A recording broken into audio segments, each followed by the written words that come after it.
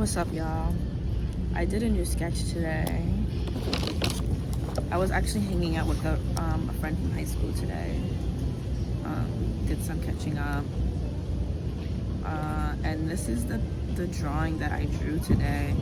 And it was honestly like, it was so random because I had no idea like what I was gonna draw, but I knew I just was in the mood to sketch, so I just kind of, and this is what I sketched. So I'm eventually, obviously, I'm definitely going to paint it. So I'm excited to see how that comes out. Super weird though, right?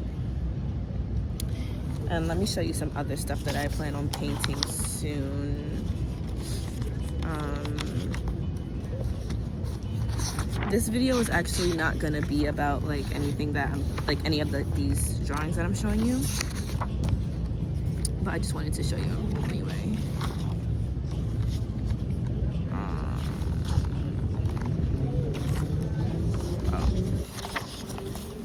This is a painting this is a painting I already did, and this is a painting that I'm currently doing now. And it's gonna be called Don't Break Character. That's one. The next one that I drew that I'm gonna paint is this one. Everything is sacrificial.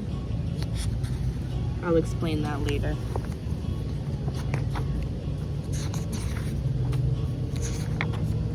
Right here. It's in the water. This is gonna be a water droplet. The hands, the color and stuff. And this is a painting I already did. The Law of Correspondence. They're all basically a part of the same series, honestly. I'm still not completely sure if I'm gonna make this a painting, but it was something fun that I made a few years ago.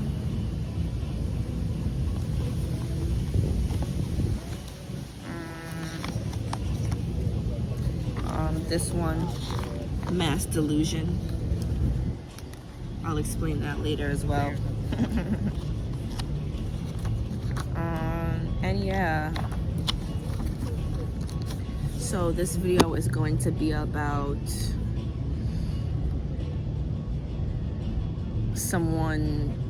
this video is going to be about not letting people hold you emotionally hostage. Sometimes people are manipulative, like whether they realize it or not. Is every single person manipulative? More like some than not, like some. But I think everybody is manipulative in certain ways. Sometimes people do try to demand emotions or demand intimacy, or kind of maneuver in ways where they kind of are trying to put like my back against the wall.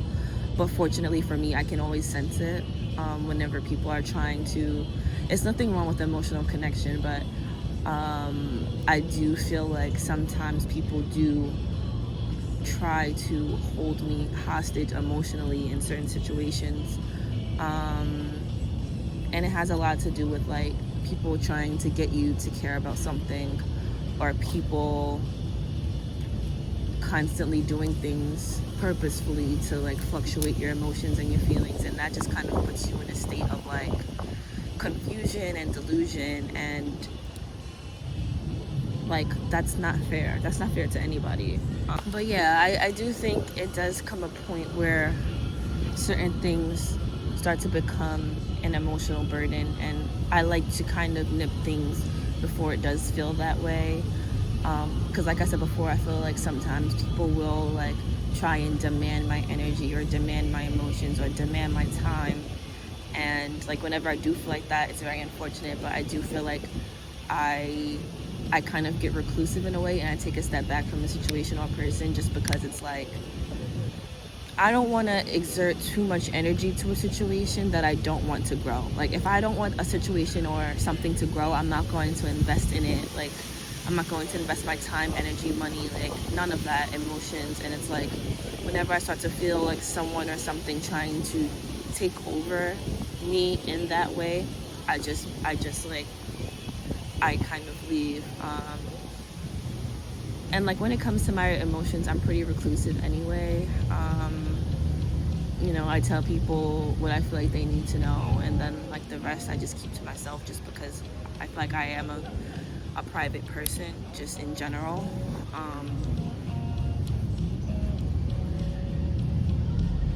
I just the main reason why I'm making this video is because I feel like a lot of people confuse like gossip for connection, and I think that there's a way to speak about things objectively without including my personal experience with like a topic, and I don't think a lot of people have that skill. And I think a lot of people, they try and build connection over like trauma bonds, and it's like, I'm not into that. Like, I don't want to sit here and listen to your deepest, darkest trauma, and I'm definitely not going to sit here and tell you mine. Like, if it was a situation where we've known each other and like we're sharing, like, okay, but like if I'm getting to know someone, I wouldn't want our connection, the basis of our connection, to be us like sharing like these deeply, like these things that have harmed us, did more harm than good. I don't want to do that. One, because I don't really, once I've moved on from a situation and I feel like I'm healing from a situation, I don't keep bringing it up. And I think that for me, like when I speak about certain situations, I do end up back in the feeling when I speak about it. And once I get in a feeling, it's like I can't just like move from feeling to feeling like quickly. I mean, like I can, but I'd have to like do it consciously, because if it's like if this is like something that I wasn't really aware of, I would be talking about like all of the things that I want to move on from, and I'd be confused on why I'm not moving on from it. But the truth of the matter is, I'm not moving on from it because I keep putting myself in that emotional state by talking about it. And when I say like the idea of someone holding me hostage emotionally, I mean it in a sense of like, I've had people tell me that like they're trying to like get close with me and connect with me, but I don't, they feel like I don't let them in because I don't share like these super personal stories with them. But it's like, there's other ways for us to connect without that. Like, there's other ways to connect. Like, we can connect creatively. Like, what books do you like to read? Why do you like to read these books? Like, what's the last thing that you tried that was new that you liked? What's the last thing that you tried but you didn't really like? Like, you know, like we can build connection through different things. Like, what do you like to do in your free time?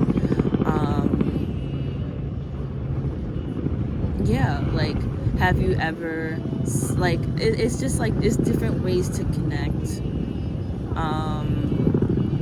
besides just like, you know, hey, how are you? Like, why did you in your last relationship not work? Like, that's not what we're doing. I've actually had that happen to me recently.